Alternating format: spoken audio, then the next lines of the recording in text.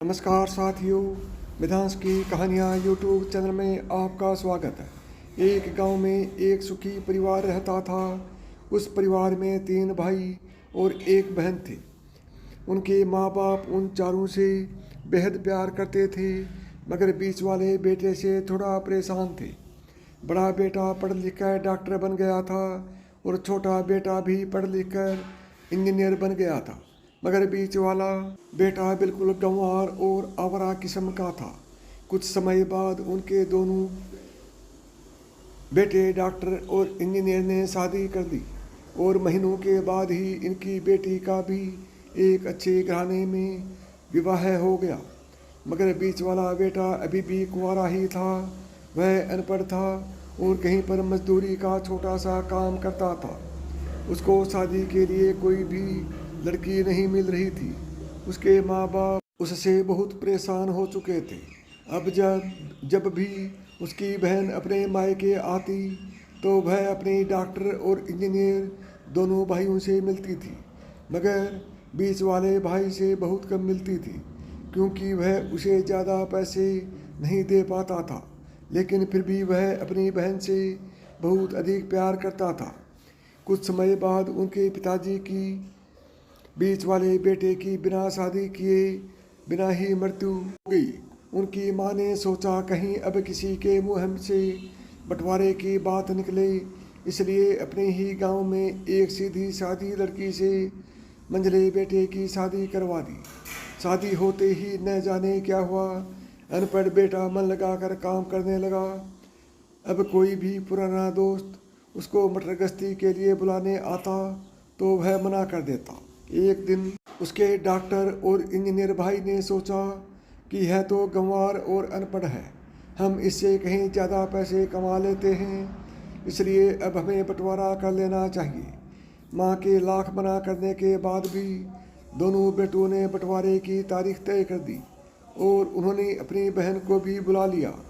तभी उनका गंवार भाई कहता है कि तुम लोग बंटवारा कर लो, मुझे जो बचे वो दे देना या ना देना, मैं शाम को आकर अंगूठा लगा दूंगा। तभी उसकी बहन कहती है, अरे बेवकूफ़, तू तो हमेशा बेवकूफ़ ही रहेगा। ज़मीन का हिस्सा तो आमने सामने बैठकर होता है। और उसकी माँ भी उसे काम पर जाने से रोकती है। उसी वक्त वकील भी वहाँ आ जाता है और कहता है कि आपका सारा हिस्सा मिलाकर 10 बीघा ज़मीन और 1 मकान है। अब यह बताओ किसको कितना हिस्सा देना है, मैं उसी हिसाब से कागज़ बनवा दूंगा। तब गंवार भाई कहता है, वकील साहब 5-5 बीघा ज़मीन हमारे दोनों भाइयों के नाम लिख दो और यह हमारा घर है, मेरी प्यारी बहन के नाम कर दो। तब दोनों भाई पूछते हैं कि तू अपने हिस्से में क्या लेगा। गंवार भाई कहता है कि मेरे हिस्से में मेरी प्यारी माँ है। वह अपनी पत्नी की तरफ मुस्कुराते हुए कहता है, क्यों, क्या मैंने गलत कहा? उस गंवार और अनपढ़ की पत्नी अपनी सास से लिपट कर कहती है कि माँ से बड़ी वसीयत क्या होगी मेरे लिए। उसी वक्त उसका गंवार पति अपनी माँ से लिपट जाता है। गंवार बेटे और बहू के प्यार ने जमीन जायदाद के बंटवारे को एक सन्नाटे में बदल दिया। तभी बहन अपने गंवार भाई के गले लगकर लिपट कर रोती हुई कहती है कि माफ़ कर दो भैया, मैं आपको सम्मान नहीं दे सकी। तभी उसका भाई कहता है, मेरी प्यारी बहन, इस घर में जितना अधिकार हमारा है उतना ही तुम्हारा भी है। और रही बात बंटवारे की, तो बंटवारा नहीं करने से जीवन खत्म तो नहीं हो जाएगा। क्यों करते हैं हम बंटवारा? क्या हम एक साथ मिलकर नहीं रह सकते? जैसे हम बचपन में मिलकर खेलते रहते थे। एक साथ मिलकर रहने को ही तो कहते हैं एक अच्छा परिवार। और उसके परिवार को संभालती है एक माँ।